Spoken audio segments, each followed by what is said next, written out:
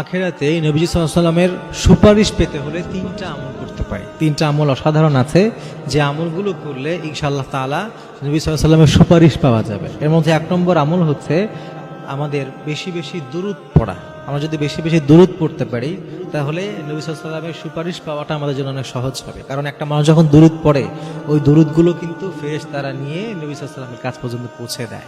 এজন্য আমরা এক নম্বর কাজ করব, বেশি বেশি দুরূদ পড়ব।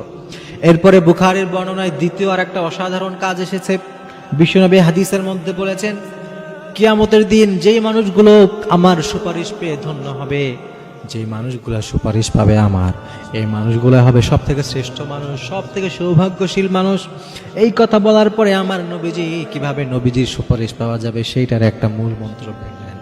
আমার নবী বলছেন, কোন মানুষ যদি একেবারে নিখাত নিয়তে, একেবারে খালেস ভাবে, হৃদয়টাকে একেবারে পূর্ণভাবে ইখলাসের সাথে যদি কেউ লা ইলাহা ইল্লাল্লাহ এইটা পড়তে পারে, কালেমাটা পড়তে পারে, আমার নবী বলছেন তার জন্য আমি সুপারিশ করব। সুবহানাল্লাহ। প্রিয় ভাইরা, দুই নম্বর আর একটা আমল কিন্তু আমরা পেয়ে গেছি। নিয়তটাকে খালেস রাখতে হবে, একেবারে নিষ্ঠার সাথে একনিষ্ঠভাবে কেউ যদি কালেমাটা পড়ে, লা ইলাহা ইল্লাল্লাহ, আল্লাহ ছাড়া ইবাদতের কোনো উপাস্য নাই, কোনো মাবুদ নাই, এটা যদি কেউ পড়তে পারে, নবী করিম সাল্লাল্লাহু আলাইহি ওয়াসাল্লাম বলছেন যে সেই মানুষটা আমার সুপারিশ পাবে। তাহলে এক নম্বর আমরা পেলাম বেশি বেশি দুরূদ পড়া, দুই নম্বরে আমরা পেলাম খালেস নিয়তে অথবা ইখলাসের সাথে বেশি বেশি কালেমা পড়া। এরপরে তিন নম্বর অসাধারণ আর একটা ঘোষণা এসেছে।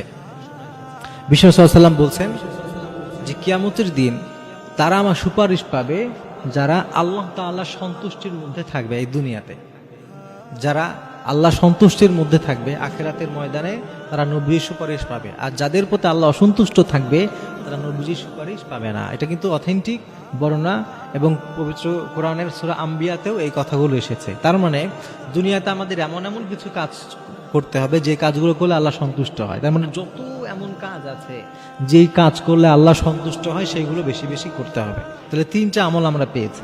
এক নম্বর বেশি বেশি দুরূদ পড়া, দুই নম্বর ইখলাসের সাথে বেশি বেশি কালেমা পড়া, তিন নম্বর এমন সমস্ত আমল করা যে আমলগুলো করলে আল্লাহ তাআলা সন্তুষ্ট হয়ে যান। আল্লাহ সন্তুষ্ট হওয়ার আমলের কি অভাব আছে? প্রচুর আমল আছে। এক নম্বরে গুনাহ থেকে বেঁচে থাকা, এই যুগে সব থেকে বড় আমল।